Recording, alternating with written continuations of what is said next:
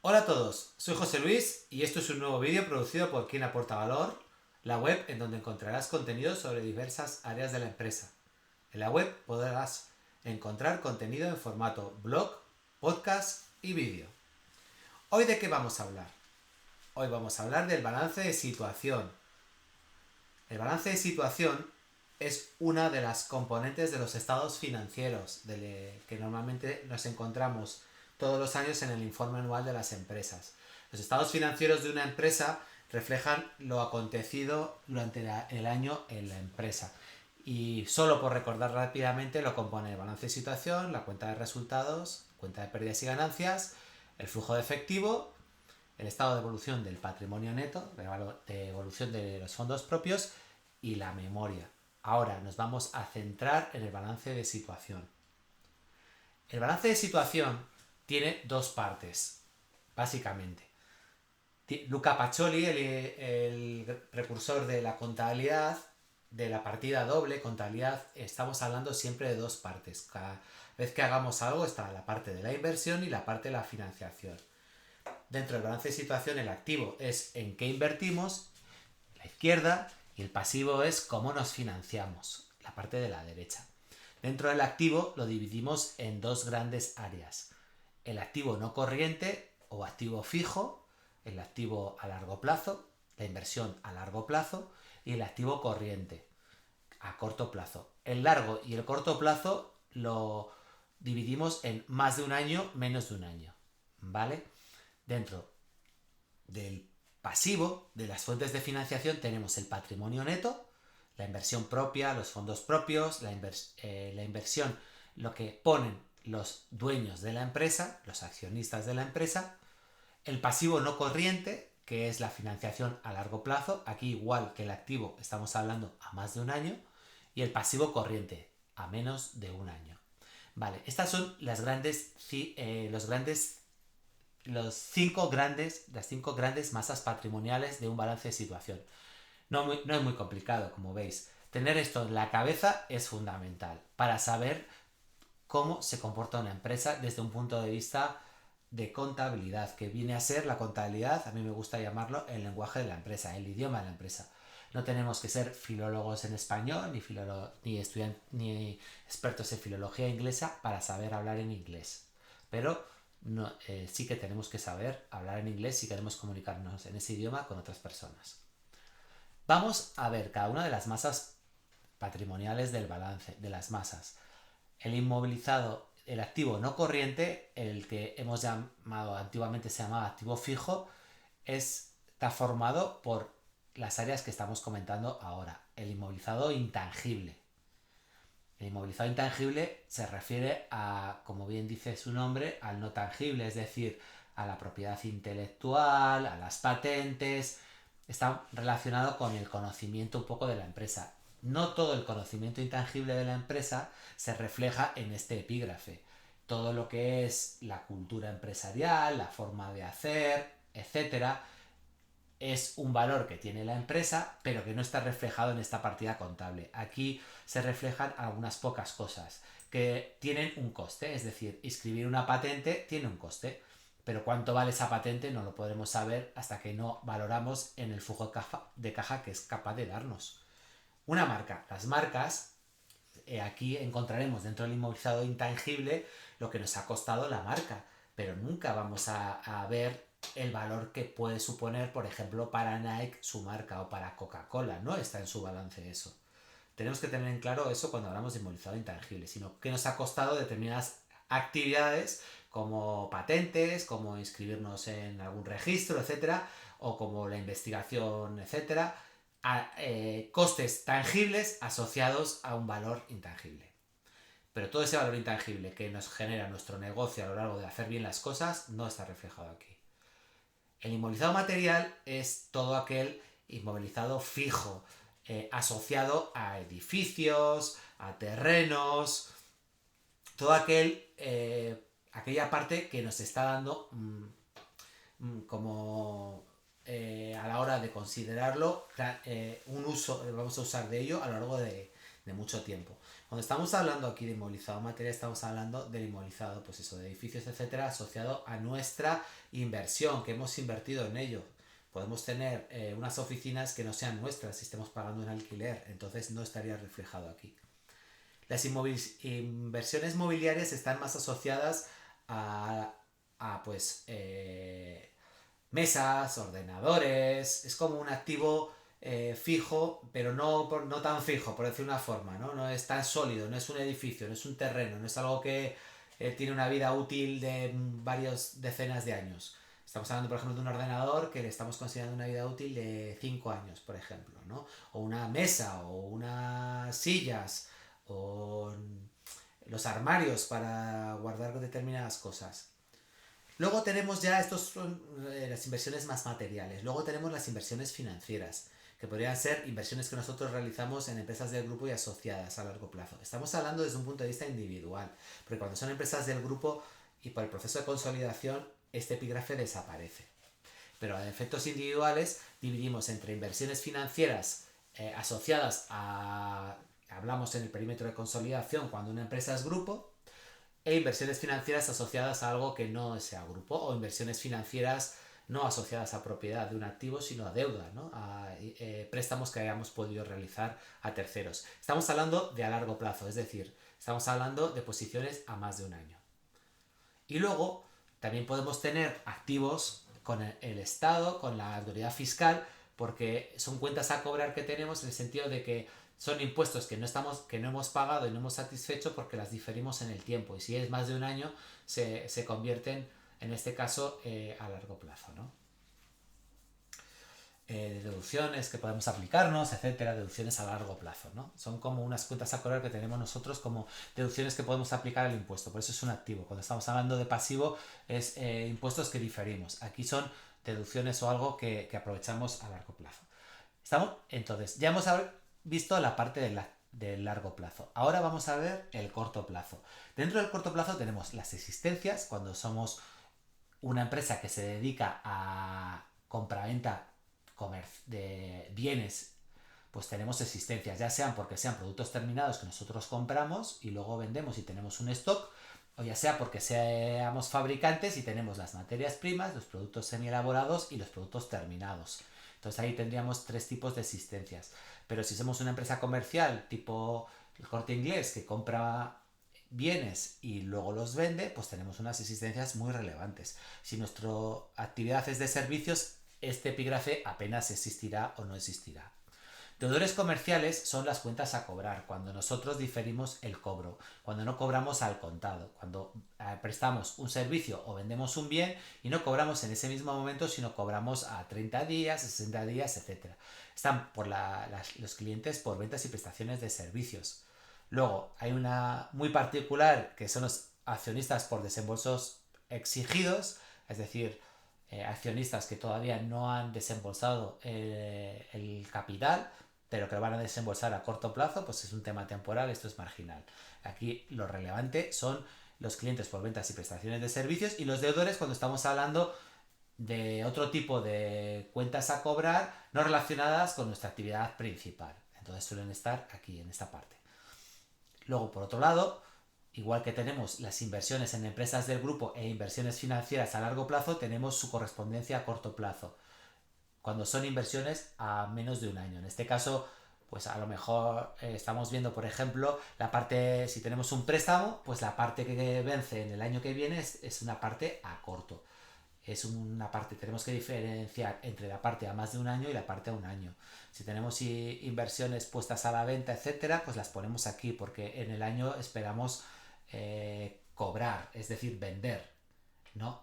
Normalmente las inversiones en empresas del grupo están a largo plazo. Es raro que estén a corto plazo. Esto es muy, muy raro. La otra parte, ya la parte de la financiación, la parte del pasivo, nos encontramos como una de las más importantes masas patrimoniales, tenemos a los fondos propios. El equity en inglés es lo que pertenece a los accionistas, a los propietarios, al emprendedor. Tenemos el capital. El capital es una figura jurídica, es el capital desembolsado, el capital en el momento de que escrituras que constituyes la sociedad. el capital no exigido es, puedes tener un capital mayor que el que has desembolsado. Por eso teníamos las cuentas a cobrar a corto plazo de accionistas por desembolsos no exigidos. Pero bueno, básicamente aquí es el capital que ponemos para constituir, es decir, tantas acciones a tanto valor nominal. Este capital escriturado es el que nos dice el porcentaje que tiene cada accionista, cada propietario en la empresa. Qué porcentaje, qué derechos de voto, qué derechos políticos y qué derechos económicos tiene. La prima de emisión es cuando después de la constitución inicial hay una ampliación de capital. Y para diferenciar entre el capital escriturado, porque tú tienes un capital, por ejemplo, un capital estatutario, por decirlo de alguna forma, un capital legal, es decir, cada acción tiene un valor de 1 euro. En el momento en el que constituyes la sociedad, dices 50 acciones a 1 euro, tenemos un capital de 50. Bueno, es un mal ejemplo porque hay un capital mínimo, pero vamos a ponerlo a 1000 euros por acción. O a 5000 acciones a 10 euros por acción. Son 5.000 euros, ¿vale? 50.000 euros, perdón. 50.000 euros, ¿vale? Ese es en el momento inicial. Entonces, en el activo, en la caja, en las cuentas a cobrar, en las inversiones financieras a corto plazo, tendremos también en la caja, tendremos un balance que será solo caja y capital. Evidentemente, ahí coincide. Pero si 1, 2, 3 años después la empresa tenía una actividad y esa empresa tiene un valor superior, no vas a pagar exactamente lo que pagaron los que iniciaron el negocio, porque la empresa vale más. Entonces, ponte que la empresa vale el doble. Entonces, para tener, como el capital que vas a tener que poner son 1000 euros, o sea, 10, hemos dicho 5.000 acciones por 10 euros, son 10 euros, pues para a lo mejor ampliar el capital en nuestros 5.000, entre 5.000 acciones, si la empresa vale el doble, tendrías que pagar 20, pero el capital social legal es 10, entonces la diferencia es la prima de emisión. Tú pagas 20, pero realmente tienes derechos políticos por 10. ¿Por qué? Porque al final estás retribuyendo el valor que han generado en el pasado los accionistas que ya estaban. Y por esa disparidad entre lo que se pone y lo que vale la empresa, cuando es una ampliación de capital, se recoge la prima de emisión. Las reservas incluyen los resultados de la sociedad no distribuidos. Cuando tú tienes un resultado en el ejercicio y no lo distribuyes, va a reservas. Si lo distribuyes, pues ya desaparece de los fondos propios. El resultado de ejercicios anteriores es cuando no haces el acto formal de la distribución del resultado. Es decir, cuando tú tienes el resultado de un año, se termina el año y el resultado del año tienes que traspasarlo al resultado de ejercicios anteriores. Luego tienes que hacer un acto formal, jurídico y legal en el que dices, este resultado del ejercicio anterior, yo tanto va a ir a reservas, tanto va a ir a dividendos, tanto va a ir a lo que sea. Pero mientras no haces esa distribución, va a resultados de ejercicios anteriores.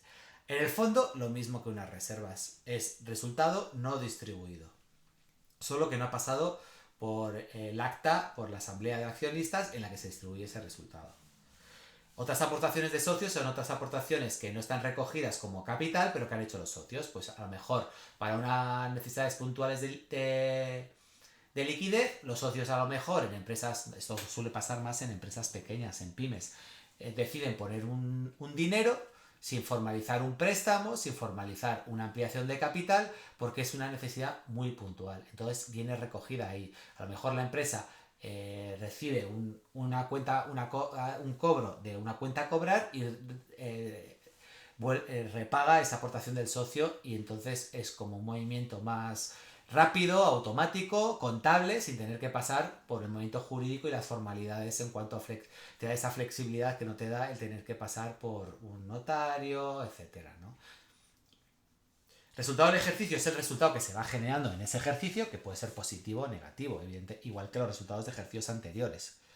Y el dividendo a cuenta, para muchas empresas que quieren ir acompasando la generación de caja del negocio con la generación de caja que se distribuye, con la caja que se distribuye a los accionistas, pues deciden, pues las grandes empresas deciden, oye, no voy a esperar hasta la aprobación de cuentas y a la distribución formal de resultados, sino que como yo sé que todos los años estoy dando un resultado que va entre esto y esto, pues decido dar un dividendo a cuenta pues de la mitad, de 3/4 partes, porque el resultado y el dividendo suele ser estable, y lo voy pagando trimestralmente, o uno a mitad de año y otro a final, etcétera, ¿no?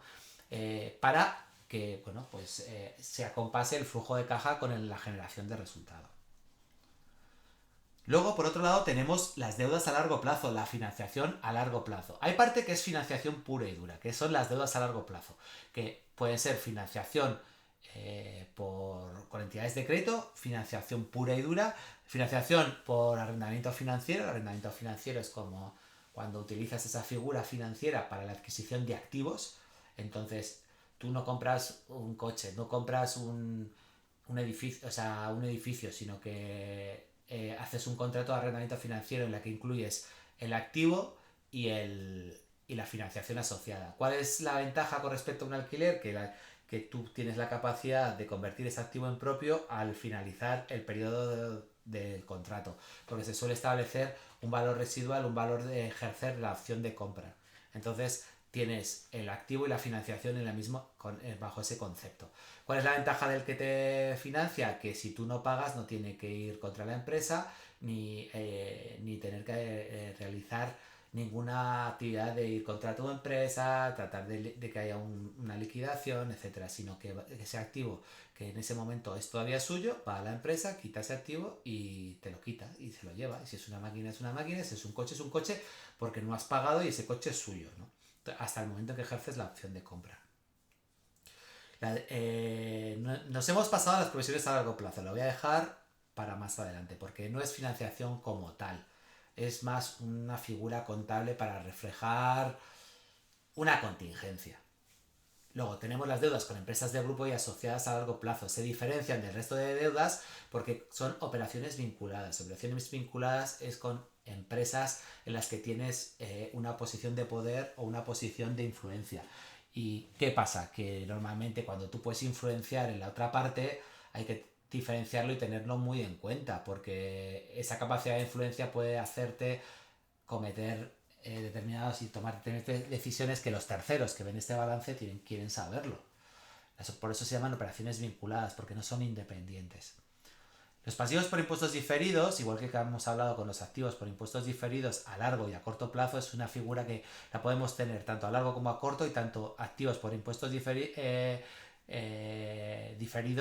tanto activos como pasivos, dependiendo de qué signo sea, si es una cuenta a cobrar con la Hacienda o es una cuenta a pagar, dependiendo de si es una cuenta a cobrar con Hacienda a largo plazo o a corto plazo, o es una cuenta a pagar con Hacienda a largo plazo o a corto plazo, en función del juego de impuestos, ya sea por deducciones que nos aplicamos a lo largo del tiempo o por impuestos que diferimos a lo largo del tiempo. Unos serán cuentas a pagar, impuestos diferidos, y otros sean deducciones diferidas, por ejemplo, son cuentas a cobrar a largo plazo. Y luego están las periodificaciones a largo plazo, en el sentido de que cuando tenemos una cuenta a cobrar o una cuenta a pagar, en este caso que estamos en el pasivo, a largo plazo, es más de un año, pues eso lo tenemos que poner en el largo plazo, independientemente que el origen no sea financiero, que el 80-90% del saldo de esta cuenta de deudas a largo plazo suele ser financiero. Las provisiones a largo plazo son, al final, para determinados conceptos en los que vas a tener un gran gasto en el año y que te devenga a lo largo de varios años, pues tú te devengas solo el gasto del año. Por ejemplo, grandes mantenimientos. Si tú tienes un gran mantenimiento que se hace cada 10 años, evidentemente esa maquinaria, el día que tienes que hacer ese gran mantenimiento es un gran agujero en la cuenta de resultados, pero es que ese resultado no es de ese año, sino que se ha ido devengando a lo largo del uso que has hecho a lo largo de todos esos 10 años. Entonces, en la cuenta de resultados solo incluyes la parte del año. Y para reflejar esa disparidad, vas engordando esta provisión a largo plazo. No es una cuenta a pagar, no es salida de caja, no es una deuda que tengas que hacer. Si no haces ese gran mantenimiento, no vas a pagar nada, pero evidentemente al final, en circunstancias normales, lo harás. No tiene ese nivel de exigencia, pero por otro lado sí la tiene, porque si en circunstancias normales lo acabarás haciendo. Entonces, llegado ese momento, no te tocará tu cuenta de resultados, porque cancelarás esa provisión contra todo la salida de caja que sí se va a producir, porque la salida de caja se produce en el año en el que haces el gran mantenimiento, porque al proveedor solo le pagas en el momento en que lo hace, no le vas pagando año a año, salvo que estructures un contrato así. Entonces, es para ver la disparidad entre la cuenta de resultados y el flujo de pago, ¿vale? Es un mecanismo contable, no es una deuda. Por eso a la hora de analizar un balance tengámoslo en cuenta, no es un exigible de por sí. Si la empresa se liquida antes, no va a tener que hacer frente a esa deuda, como si fuese un banco que sí que tienes que hacer frente a esa deuda, no tienes que generar una caja para hacer frente a ese pago. El pasivo a corto plazo tiene casi los mismos epígrafes que el pasivo corriente. La única diferencia es que es menos de un año. Tienes la parte de provisiones a corto plazo, la parte de deudas a corto plazo que tiene los mismos epígrafes, deudas con entidades de crédito que son deudas financieras, acreedores por arrendamiento financiero, que es la parte del año, la parte de ese ejercicio, y otras deudas a corto plazo que son otro tipo de acreedores, no acreedores comerciales. Dividimos y le damos mucha importancia a las deudas con empresas del grupo y asociadas cuando hablamos de balances individuales, porque el tercero tiene que conocer qué parte está con empresas vinculadas, de cara a ver los riesgos y analizarlo en proporción. Está claro que cuando hablamos de un balance consolidado, este epígrafe no aparece porque se elimina en el proceso de consolidación. Hablaremos en algún momento de lo que supone consolidar. Y luego tenemos los acreedores comerciales más asociados a la actividad del negocio, los proveedores y los proveedores asociados a la compra más de bienes y los acreedores más a los servicios. Por otro lado, también tenemos las periodificaciones a corto plazo, es decir, también puede ser que tengamos cosas que tengamos que pasar a corto plazo de gastos, etcétera, ¿no? Gastos que, por ejemplo, a lo mejor algo que sea plurianual y que nos esté generando una periodificación anual, ¿no? Algo que anticipemos al año. Bueno, estos son a grandes epígrafes un balance. En algún otro podcast vamos a hacer un vídeo en directo para analizar un balance real, en este caso ponemos un balance real, un balance de situación consolidado, y poner en práctica esto que hemos comentado. Esto ha sido todo, nos despedimos, deseando que este vídeo os haya sido de utilidad. Cada semana en el canal de YouTube un vídeo más. La semana que viene hablaremos de la cuenta de resultados y la siguiente hablaremos del flujo de caja, del estado de flujo de caja. Entonces, seguir en el canal y acabaremos viendo todos los estados financieros. También haremos directos para, con vuestras preguntas y inquietudes, resolverlas sobre la marcha, analizando ya no un balance hipotético, sino el balance real de una empresa.